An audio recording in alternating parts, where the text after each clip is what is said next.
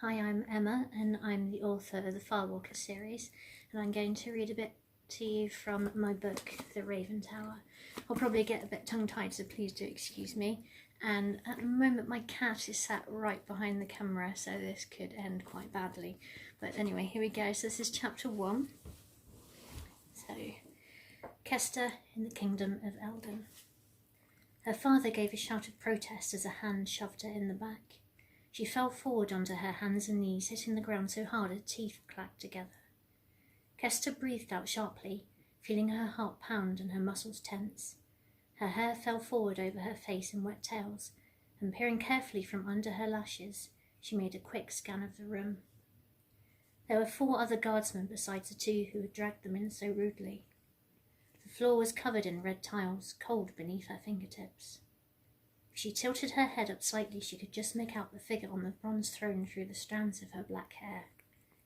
The Eldon's king was younger than she had expected. His hair was sandy, almost red, and grew down below his shoulders. Her eyes widened, and she froze when she saw the man seated beside the king. There was no mistaking who he was. Even on the Fulmer Isles, his name was whispered in dread, the Dark Man. It was said that a storm had washed him up at the towers to the north of Eldon. "If this is how Eldon treats its guests, your majesty, it's no wonder the Fulmers refused to treat with you." Her father stood and shoved away the guard who tried to stop him. "Randall," King Bractius warned, and waved the guard back with a hand. "And you are?" "Aris Selene of Fulmer, and husband to the Acante." There was a gasp from the guards, and Bractius leaned forward, looking her father up and down. The dark man didn't even blink. His pale blue eyes reminded Kester of river ice on a sunny day. His hair was just long enough to start to curl, but his black beard was cut close to his chin.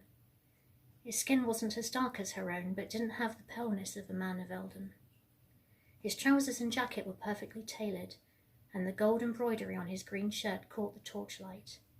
She caught up her knowing as gently as she could, and the emotions of the others in the room hit her. Her father's anxiety overlaid by courage, the excitement and caution of the king. The dark man stiffened and turned from her father toward her. She withdrew her magic quickly, swallowing and biting her lower lip. "Lord Fulmer," Bractius got to his feet, but a frown still marred his face. "It's a long time since we had a delegation from your islands. We've had no warning of your visit, and no offence, man, but such a small party might be mistaken." "I'm no impostor," her father drew himself up and glanced at the dark man, who leant forward to whisper to the king. Kester narrowed her eyes. Bractius's face lit up in a wide and genuine grin, and he held out his hand. "Be welcome. What on earth happened to you, man? Who's your companion?" Aris Selene took the king's hand cautiously and then reached down to help her up. "This is my daughter, Kester Selene." She stood as gracefully as she could, and pulling back her hair, looked the king in the eye. She pretended not to notice as he recoiled and hid her own expression with a curtsy. There was no ignoring the hiss from one of the guards, though. "Firewalker!" She had never been self-conscious of her appearance in her own beloved islands, where walkers were held in high esteem, but she hadn't anticipated the fear it had provoked since landing in Eldon. Most islanders were olive-skinned and dark-haired, but mismatched eyes like Kester's were a rarity. One eye was the colour of an emerald, and the other as pale as a new leaf. They marked her as gifted with the magic of the Fulmers. The king recovered quickly and forced his smile to remain. "Randall, go and see to some refreshments for our guests. Come and sit, man. My lady, tell me why you're here." The dark man got slowly to his feet, watching Kester like a hawk watching a vole. Her eyes widened, and she looked from him to her father, realizing that the sorcerer was the taller of the 2. There was no denying that he was a striking man, but the relaxed muscles of his face gave away no emotion, and his eyes were so cold. She shivered. "It is a matter that might be best discussed privately." Aris sat at one of the benches towards the side of the room, and to Kester's surprise, Bractius joined him. She seated herself at her father's other side and noted that the dark man had gone back to sitting beside the throne. Bractius didn't hesitate and dismissed his guards at once. "Go on." "As you know," Aris began slowly with a glance at the dark man, We have always been raided by warriors from the Boros. Recently their attacks have become somewhat fiercer and more frequent, and they've attempted to take more of our people captive. Some have tried to dig in and stay rather than just raid. Kester forced herself to relax her muscles. Eldon and the tiny former islands had never been enemies, but they hadn't been friends either. They were all well aware that had Eldon had more warlike kings, the islands would have been conquered long ago. Former was a fiercely independent and guarded its heritage closely, turning down any offers of alliances or formal trade agreements. If it were just the raiders, we would have dealt with it ourselves, Aris went on. Not just the raiders, then. Bractius focused on Aris so intently he barely blinked. Aris shook his head. The last party had a Cheman sorcerer leading them. A Cheman! Bractius leapt up and looked over his shoulder at the Dark Man. It was widely whispered that the Dark Man was himself from Chem. Aris nodded as the doors were opened and the glowering Randall ushered in some servants. Bractius waved a hand for Aris to stay quiet until all the food and jugs of ale had been set out and the servants gone again. "A one-off?" King Bractius asked, narrowing his eyes at her father. Aris sat back down slowly, ignoring the food. Kester gave her father a chance to evade answering by standing to pour a cup of ale for the king and then for him. With only the slightest hesitation, she poured another and took it to the Dark Man. She forced herself to meet his eyes and show no fear, although she could hear the rush of her blood in her ears. Neither of them spoke, but he gave a slight nod of thanks. Aris sipped his ale and glanced at Kester. "My wife, Dia, was able to help us defeat the sorcerer, but it was no easy task. Diacante?" All of them turned to look at the Dark Man. "Yes, Lord," Aris replied. "If the Boros have allied with Chem instead of fighting them like they do everyone else, then the Fulmers are doomed. I'm not sure how many sorcerers we could fight off alone." "So you've come here for help?" Bractius looked her father up and down. Aris sagged. "I had to swallow a lot of pride to come here, trust me. We set out as soon as I'd made up my mind. I didn't trust a message and thought I could get here just as quickly myself. Then we were set on by thieves only 2 days across Eldon. We must have looked easy targets on foot alone." "Your daughter wasn't hurt?" Bractius looked at her in concern. She was hardly surprised he'd assumed the worst, considering the sorry state of them. "She was not, nor I, except my pride. I hadn't realised your country was so hostile." "I am ashamed to admit we have our difficulties, and my guards treated you like vagabonds when you got here," Bractius sighed. He glanced at the Dark Man. "I'm going to have to think about this. I won't not help you, but I'm going to have to consider what steps to take and their consequences. You'll accept my hospitality, of course, and stay here until we have resolved something. You would join me for dinner tonight?" Kester saw her father glance down at his soaking wet and muddy clothes. The muscles of his jaws moved. He's got jaws. The muscles of his jaw moved. To save his pride, she spoke first. "Sire, we have only what you see us in. We would not wish to dishonour you by turning up to your table looking like this." Bractius stared at her for a moment and then shook himself. "Of course, my lady. We'll recompense you for your poor reception in our kingdom." The king's sorcerer had slipped away to a door and was speaking with someone outside. Moments later, he let a middle-aged woman through. "Ah," Bractius beamed, "this is Rosa, one of my wife's ladies-in-waiting. She'll see to your comfort." The older woman smiled and curtsied. "My lord, my lady, if you would follow me." "Jaron and I will see you soon," Bractius dismissed them. What did you think? Her father had come to her room wearing a heavy woolen robe as soon as they were left alone. She looked longingly at the hot bath that had been filled for her. She quickly picked up a small pastry and contented herself with trying to quell the pain of hunger from her belly. The small mug of ale had left her feeling light-headed, and she tried not to show it. "I couldn't use my knowing," she apologised. "The Dark Men sensed it straight away." "I like Bractius, but... She studied her father's face, knowing that he wouldn't like what she was going to say. "I like him. He's friendly and seems kind, but I fear he may also be weak. As we've seen ourselves, he allows brigands to roam this land. Is he strong enough to stand up to what we've seen coming from the Boros? I'm not so sure. But the Dark Man now, he's another matter. I thought it was he who controlled the throne room. Aris nodded. Sadly, that was my surmise also. I wonder if Chem or the Borrows even would have tried to conquer Eldon long ago if that sorcerer hadn't washed up on their shores. Joran, did he call him? That sounds Chemish. I wonder what he'll demand for his aid. Are we going to have any choice but to pay it? Aris looked at her thoughtfully. If it were no more than that one sorcerer, then I'd have faith that you and your mother could keep us safe. You should have told Bractius of our walking. They have no magic here. He absently picked up a pastry. You saw how they reacted when they saw what you are, not to mention the townsfolk we've passed. I'm not sure they'd trust what you and Dee have seen in the flames. I think we should keep your magic as secret as possible for now. Kester recalled the images she'd seen in her firewalking and put her pastry down, all appetite gone. Bractius trusts the Dark Man with his life and his kingdom, she said. That much I sensed.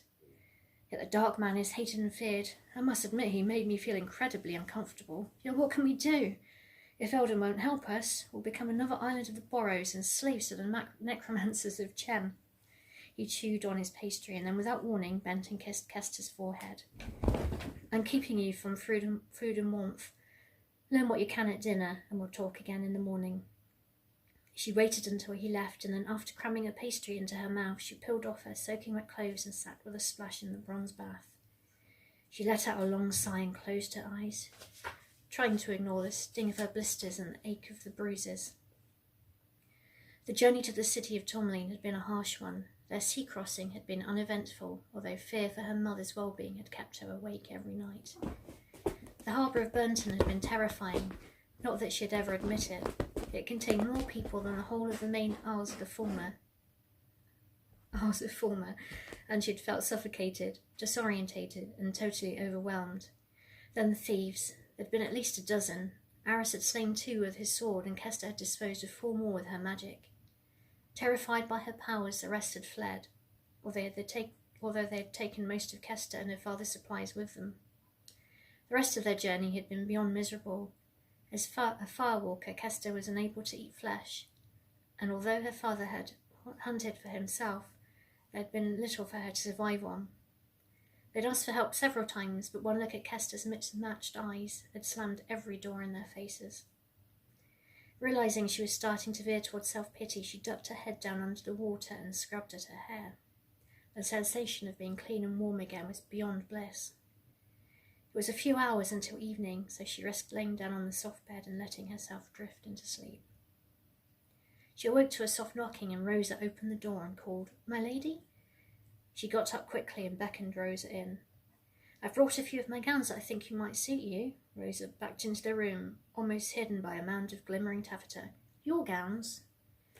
Rosa halted, and her face started to redden. "Your pardon, my lady. I didn't mean to offend. I haven't had time to have anything brought. I'm afraid they might be a bit short for you, but should fit otherwise." "I meant only that you're kind," Kester said hastily. "I'm grateful for anything you can lend me." Rosa smiled, but she fidgeted and avoided looking Kester in the eye. "What would you suggest?" Kester asked. "Oh, well, you have such beautiful eyes that I'd have said green, but your dark hair and skin would really suit red." Kester turned sharply to look at her, thrown by the unexpected compliment. "Oh," she swallowed, "I think green will do. I most often wear green." "What's Former like?" Rosa asked with genuine interest as she dropped the gowns on the bed and picked out the 2 green ones. "I live on the north side of the main island, where the forest grows thick and the cliffs are high," Kester said as she combed out her hair. She didn't really feel like talking, but this woman didn't deserve rudeness. "We have a fortified holding that stands in a small peninsula off the cliff edge, and nearly 100 warriors. The islands are less cultivated than what I've seen of Eldon. Most of it's left alone to be wild. I hear that there are dangerous animals there and that—" The woman faltered, and her face reddened. "Walkers tame the animals?" Kester glanced at her and took one of the gowns. "Animals don't harm us. We don't harm animals." "So you really can control animals, Lady Selene?" Rosa handed her one of the dresses. "It's just Selene. Selene is my title. We put our titles after our names, as they are what we are and not who we are." Rosa regarded her with wide eyes, her shoulders drawn in tight toward her body. Kester sighed. A few days and this would be over and she'd be able to go home. Thanks for the dress, she tried. Rosa gave a shrug. Would you like me to help you into it? What she really wanted was to be left alone and not have to deal with the court of Eldon. But they needed Eldon. Yes, please. She tried to give a friendly smile, but it felt false even to her. She hesitated a moment and then called up her knowing. The emotions she felt from Rosa were the slight nausea of embarrassment and the tang of fear. As gently as though she were unpeeling a spider web, one strand at a time, she eased away the woman's anxieties and sent her tendrils of warmth. This is a lovely dress. Did you make it? It was a simple robe with a long full skirt and straight sleeves. It laced at the back and had a sensibly high neckline, but it wasn't far off the right size, just a little short and loose around the waist. No, Queen Aileen bought this one for me. It matches one of your... Rosa faltered and bit her lip, but Kester laughed, and Rosa soon laughed nervously with her. It would be a strange dress that matched both my eyes. Kester squeezed the older woman's arm reassuringly, and then looked at the door. Her heart sank. Let me see how your father's doing, and I'll walk you both down. Kester could hear the noise of the main hall long before she reached it, and she instinctively clamped down tight on her knowing. A herald stood at the entrance, and she could smell a boar roasting. Musicians were playing, and she heard the loud rolling laughter of the king. The hairs on the back of her neck prickled, and she turned to come face to face with the dark man. He looked down at her, his expression perfectly controlled, and giving away nothing. Daringly, she challenged him by calling back her knowing. She sensed at once a shift in his own power. It was almost as though the man before her was made of a cold wind. She had never felt anything like it before. His gaze did not so much as flicker. Lord Harris Selene of the former Isles and his daughter, Kester Selene. She turned quickly to take her father's arm as he strode into the room. Her father was a bear of a man, and his borrowed clothes stretched across his shoulders. He made his way confidently towards the high table, and the king. Bractius stood to meet them and came around to clasp Aris's wrist like an equal. She wondered how much of that greeting was politics and how much the king's own warm nature. She started when she realised that the dark man was standing right beside her. She tried to hide how unnerved she felt. Even another firewalker couldn't do that. The slightest of smiles touched the corner of his mouth, and she turned away, clenching her jaw and fists. This is Queen Aileen, Bractius introduced as he offered Aris the seat to the right of the queen. She was no more than 17, but possessed a polished confidence that suggested she'd been raised for her role. She was a little shorter than Kester and pale as cream, with hazel eyes and chestnut hair.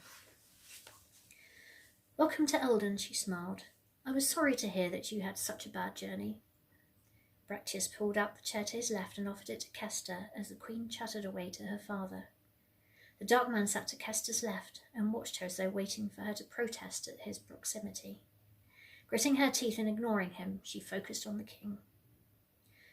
So, have attacks from the borrowers increased here in Eldon? She asked. Bractius grinned. Straight to the point. You were right, Joran. Right about what? Kester demanded. Bractius' smile faded a little, and she felt his uncertainty as he tried to gauge how much he had offended. She tried to smile herself, and Bractius visibly relaxed. Joran said that women of the Formers are as involved in the defence of the islands as the men. I was going to sit you next to Aileen, as I thought you might have things to talk about, but Joran suggested you'd be more at home with us. Kester still couldn't sense anything from the dark man, and the urge to turn around and look at him was incredibly strong. She could imagine his cold blue eyes on her, and she suppressed a shiver. As only women are firewalkers, and the Acanti rules the islands, it makes sense to involve us in all things, Kester replied politely. Please excuse me if we're not meant to talk politics at dinner. It's just that the matter is so urgent to us. Bractius opened his mouth to speak, but Joran interrupted him. As it is to us. Am I right in surmising that there's more to your story? Have you seen something? She hesitated, gazing into Bractius's brown eyes and refusing to turn to the dark man. Yes, I have, she said slowly, going against her father's advice. When I walked, I saw a Chemin necromancer overseeing the loading of a ship on the rocky shores of one of the Boros. John spoke again. There was a very subtle accent to his voice, a purr to his R's. Then your fears of the attack not being a one-off or well-founded. They are. She turned slightly towards the dark man. What do you think? Bractius asked his friend over her head. I think I have a lot of work to do tonight, Joran snorted. But you've not said all. Kester heard the dark man move toward her. Her muscles tensed, and she still refused to turn. What else did you see? What is it that keeps you awake at night and sets your father running for Eldon? She spun about in her chair to face him. How do you know that? How do you know? She clenched her teeth and fought to keep her temper under control. With her knowing loose, she could accidentally transfer her feelings to those around her and start a fight in the king's own dining hall. Joran raised an eyebrow, and she felt an overwhelming urge to punch his perfectly poised face. She drew in 2 slow, deep breaths and closed down her magic. Turning her back on the dark man again, she addressed Bractius and saw that both her father and Queen Aileen were watching her. I saw that the men boarding the ship were Borromen, but they were dead Borromen. Dead? Bractius shook his head with a frown. Kester bit her lip and tried to describe them. They had wounds that they shouldn't have survived. They moved as though they'd forgotten how to do so. There was little colour to their skin, and I thought that perhaps the blood didn't flow. She drew her arms tightly around her body and swallowed. Her throat constricted. She had to force her next words. My knowing does not work that well over distance and while walking the flame, but even so, I felt no life in them. Nothing. Please excuse me. The dark man got to his feet and strode out of the hall. Kester's mouth fell open a little, and she sat back in her chair, her eyes following him out of the room. Bractius placed a hand on her arm. Don't mind him. Tell me, it took you how long to get here? Nearly 7 days. She turned her attention back to the king, her eyes flickering across his face. So, the ship could already be attacking the formers. Why did you not tell us your full plight? We were concerned that our magic would worry or offend you, Aris answered for her. I'm sorry, but we don't know you but by rumour, and Eldon has little reason to help us. We're a self-sufficient people, and there's little we can offer in payment. As I'm sure you know. Bractius looked away, and his face coloured slightly. I'm sure that we can come up with something. Besides, we're all very well aware that conquering the formers would be but a step towards attacking Eldon. Aris nodded. This is something big. We're sure of it. Please, Aris, Kester, I know it's easier said than done, but trust me a few hours longer. Come on, eat, drink, try to enjoy the music. We're all friends here. He lifted a chalice of wine and saluted Aris. Kester looked at her father and nodded. There was nothing else they could do but wait to hear what the King of Eldon was willing to offer them. She noticed that Joran's plate had been left unused and empty. The discomfort in her stomach reminded her that she hadn't eaten either. She looked about the table at the dishes and spotted an aubergine stuffed with cheese, olives and tomato, and moved it onto her plate. Queen Aileen was doing a good job of drawing her father away to safe topics, and she could feel him relaxing. Kester's eyes kept going to the empty seat to her left, and she noticed Bractius doing the same. Kester, you look as though you were asleep with your eyes open. Bractius gave her a polite nudge, and in that unguarded moment, as she met his eyes, she felt an overwhelming warmth for the Elden King. Go on to your room, I'll not be offended. He squeezed her hand. Your Majesty, I apologise. No, I apologise. I apologise that the former islands felt they had to wait until they were desperate to come to me for help. Go and sleep, my lady, in a bed that's safe. Kester swallowed and refused to let herself give in to emotion at the king's kindness. With a smile at her father, she stood and gave the king and queen a curtsy before retreating from the hall. A young page who was waiting beyond the door offered to light her way to her room with his torch, and she accepted. As good as she was out in the wilds at finding her way, she felt completely lost within the stronghold of Tourmaline. Once in her room, she slid the bolt forcefully across the door, and going to the shutters, opened them wide. She was perhaps 4 stories up and high enough to look over the stone walls of the city towards Lake Tar. The storm was still blowing, and rain lashed through the open window. Thunder growled somewhere to the north, and her thoughts flew to her people, and especially to her mother. She was a long, long, long way away, and whatever the fate of her people, there was nothing she could do for them. Nothing except beg from a king who was the puppet of a sorcerer of Chen. The page had lit a branch of candles for her, and moving away from the window, she sat and gazed into the flames. Calling up her power, she lost herself in the flickering light, and concentrating hard on a point inside her skull, she triggered the switch in her brain that allowed her to walk. She thought of her home, and moments later she could see the walls of former hold from the watchfire set above it on the cliffs. She tried to force the image closer, and the pain made her gasp. She almost lost her grip on her vision. It felt as though someone had inserted a huge needle through her skull and was continuing to twist and push it. There was always a small amount of pain involved in far walking, but she hadn't experienced anything like this since she had first attempted it as a child. She could only guess that it was down to the distance. Forcing herself to take slower breaths, she defied her body's attempts to shut down her consciousness, and with a sudden jolt her vision moved to a nearby beach. What she saw hurt more than pain. Warriors of the formers lay strewn along the shore with jagged wounds in ripped flesh and scattered limbs. The sea foam appeared almost golden, and looking up, she saw that it was reflecting the light of a burning ship. It was not a ship of the formers. Movement caught her eyes, and her heart gave a leap of joy when she recognized her mother moving carefully toward the trees, supported by her uncle. Something huge lurched towards them. It was man-shaped. There was something horribly wrong with the way it moved. It swung a monstrous hand towards her fleeing family, and her uncle spun about with his sword and took the creature's arm off at the elbow. It didn't even pause. It grabbed her uncle and threw him across the shingles. Birds flew up out of the forest to flap about it, but it paid them no heed as it jerked after her mother. Kester watched helplessly, her heart pounding and her nails digging to her palms. Then a bright light shot toward the man-beast, and it caught fire in an instant. Her uncle had scrambled to his feet, and both he and her mother vanished into the trees. As the monster crumpled and burnt, the small light moved away. It altered shape, and for a moment it almost looked like a tiny man. "Demon!" Kester gasped. The candles went out, and the room was plunged into darkness. She awoke with her brain pulsing inside her skull. Her cheek pressed against the carpet, but her head was too heavy to lift. "My lady?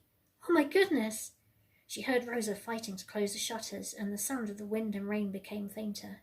She tried to rise, and she felt hands slide beneath her torso to help her. "What happened? I'll fetch the healer." "No." Kester's tongue was dry and too large for her mouth. "No, I'm all right. I was just so tired after my journey, I fell asleep right there in the chair, and I must have slipped off." Rosa narrowed her eyes, but chose not to argue. "Shall I at least tell your father?" "No, honestly, I'm fine. What time is it?" It was hard to tell in the stone room with the shutters closed. "It's yet 4 hours until midday. I thought I'd pop in early to leave you the day dresses Aileen ordered from the city. They're not tailored, I'm afraid." "Oh, I'm very grateful for anything. Do you know if the king will see us yet?" "Her Majesty was getting ready to go down to the audience room when I left her. Is there anything I can get you? Some hot water or some breakfast?" Kester almost retched at the thought of food. "No, I best dress quickly and wake my father. I want to know." She looked at the older woman, realizing she'd about to confide in a stranger. "Well, why not?" "I want to know if the king will help us." "Of course." Rosa drew herself up straighter. "Read for today?" She went to the pile of 4 dresses that she'd all but dropped on finding Kester on the floor. Kester nodded and patiently allowed the woman to help her get ready. Kester knocked on the door. Her father had been lent a page by King Bractius, and it was the boy who let Kester in. Her father was striding up and down the room. He took one look at her and shooed the boy out. "Kester?" "I walked last night. Former Island was attacked, and I think Mother was hurt, though she was alive when I last saw her. Those creatures were there, the dead Borromen. Many of her warriors are dead, but our enemy's ship was destroyed, and there was a demon there. It killed our attackers." "A demon?" Aris gripped her arms and looked down into her face. "Describe it." "It looked like a tiny man made of flame." "Chem magic," he growled. "But it makes no sense for them to attack us and help us. Unless it was a borrow raid and—" "No, father. They were the dead men that I saw before." "Let's go to the king." Arisoma almost bowled the poor page over as he flung the door back open and strode down the hall to the stairs. The boy tried to scurry ahead, but ended up caught awkwardly between Aris and Kester on the stairs before choosing to run when they reached the bottom. He got to the audience room about half a minute before them. enough time for them to be announced and invited to go straight in. Several people were waiting outside the audience room, and Kester saw their angry and curious looks. The guards closed the doors behind them, and from the expression on the king and queen's faces, Kester could see that this was a meeting to be entirely formal. The dark man sat in his usual seat to the king's left, and Kester's feet faltered when she saw his face. His skin was pale, and dark circles traced his eyes. He looked as though he hadn't slept in weeks. Lord Arras, Lady Kester, Bractius looked down on them without standing. You deserve nothing less than a direct response to your petition. I thought very carefully over the implications of the attacks on the Formers, and I can't imagine that Chem will stop at conquering the islands. We received further information last night that confirmed your fears that Chem has set out to conquer the Boros. Arras nodded grimly. Kester's eyes narrowed as she wondered what the information was and how they'd gained it. Instinctively she reached for her knowing, but with a glance at the dark man, she stopped herself. However, Bractius leant forward, we would be better served saving our resources to prepare to defend Eldon than send them to aid a people who've declined for years to ally with us or even make official trade agreements. The king's words hit Kester like a punch to the stomach. She drew in a sharp breath and bit down hard on her lower lip. Her father clenched his fists and took a step forward. Hear me out, Lord Arras. Bractius raised a hand quickly. Despite that, I cannot stand by and allow innocent people to be slaughtered. We may just as well fight off the Chemin on the Formers as here in Eldon.